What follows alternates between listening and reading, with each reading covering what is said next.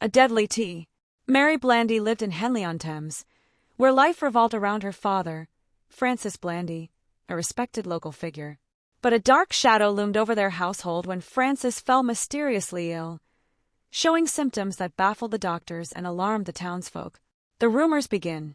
As whispers of Francis's illness spread, speculation arose about the cause. Some claimed it was a curse. Others pointed fingers at Mary, whose behavior became increasingly erratic. A lover's scheme. Mary's secret romance with Captain Henry Cranston deepened, but so did the suspicions surrounding her father's health. The town's gossip ignited rumors that Mary and Henry were plotting something sinister. Confined to chambers, as tensions escalated, Francis's family confined Mary to her chambers, fearing she might flee. They were wary of her association with Henry and suspected her of wrongdoing. The guard at the door, Ned, the parish clerk and Mary's ex, was appointed to guard her door. However, he failed to fulfill his duty, distracted by digging Francis's grave, allowing Mary to make a hasty escape. The chase. Mary's flight sparked a frenzy in Henley. An angry mob pursued her down the street, fueled by outrage over her father's condition and the growing belief that she was to blame. A pitying hand. Just when it seemed Mary would be caught, a compassionate pub landlady offered her refuge from the mob. But safety was fleeting, as her past was about to catch up with her. Return to reality. Mary's friend convinced her to return home, assuring her that everything would be fine. However, the authorities awaited her, ready to take her into custody for questioning. A dark discovery. Mary was imprisoned in Oxford Castle while an autopsy on Francis revealed the horrifying effects of the poison. His body was a grotesque reflection of his slow demise. The poison revealed. The investigation uncovered the devastating impact of the poison. Medical reports indicated that Francis had suffered a torturous death, a victim of Mary's actions. Privileged prisoner.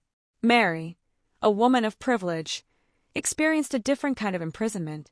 While the other inmates languished in squalor, she enjoyed tea and garden walks. The will that wasn't. While in prison, Mary learned of her father's failure to leave a will. The fortune she had hoped to inherit was now in limbo, adding another layer of despair to her situation. The fortune lost. The shocking revelation about her father's wealth left Mary reeling. The £4,000 left behind paled in comparison to the £10,000 dowry he had once promised her. The trial begins. Mary's trial was the first recorded case of poisoning in England.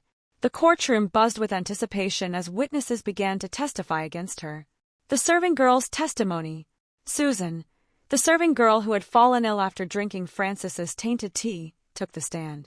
Her testimony painted a grim picture of the events leading to Francis's death. The plot unfolds. A witness revealed that Mary and Henry had been overheard plotting against Francis, raising eyebrows and deepening the suspicion that Mary was complicit in her father's murder. Confessions in court. As the evidence piled up, testimonies revealed Mary's own words against her. She had openly wished her father dead for the family fortune, damning her in the eyes of the jury. The defense. Mary's defense team claimed she was merely a victim of manipulation by Henry, insisting she didn't know the true nature of the poison. But the jury remained unconvinced. The verdict. After a lengthy deliberation, the jury returned with a verdict: guilty of murder. Mary's fate was sealed, and the crowd erupted with mixed emotions of relief and horror. Sentenced to death. Mary received her sentence, death by hanging. The reality of her actions hit hard as she faced the consequences of her choices, and she would never see her inheritance. The day of reckoning. Mary's execution day arrived.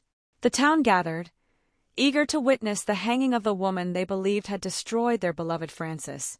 A final request. As Mary ascended the gallows, she made a modest request of the hangman, revealing her unwavering commitment to dignity, even in her final moments. The drop. Mary's life came to an abrupt end when she was dropped from the gallows.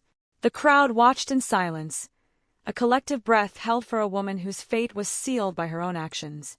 The rogue captain.